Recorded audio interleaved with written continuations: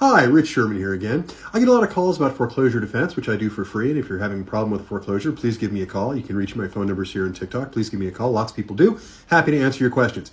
But the first question I get all the time is, how do I start? And I can answer that quite easily. The first thing you need to do is kind of know your enemy, because you're going to be dealing with asset loss or loss mitigation, whatever they want to call it, inside whatever financial institution you're dealing with.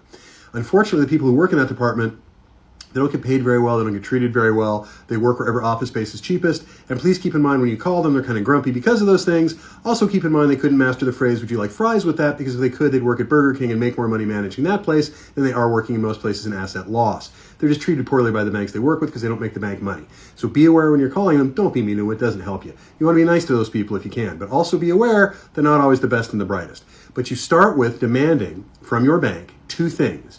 You ask them in writing. You can call them and ask you, but you need to follow this up in writing, called a qualified written request, QWR in legal terms. You need to send the qualified written request asking for the history of the account, the accounting going back to the inception of the loan. They have to provide it to you within 30 days.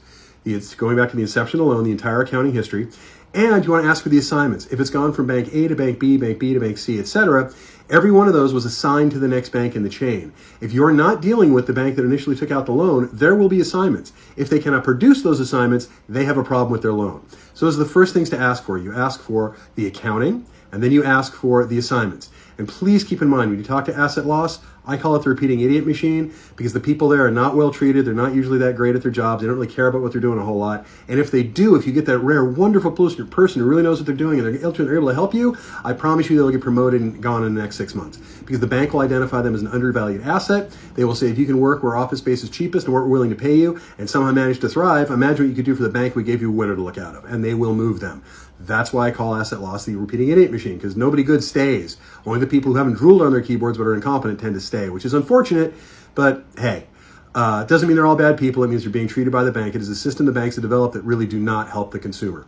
So know your enemy. If you have a problem with foreclosures, give me a call. I'm at 661-714-1400, and my name is Rich Sherman.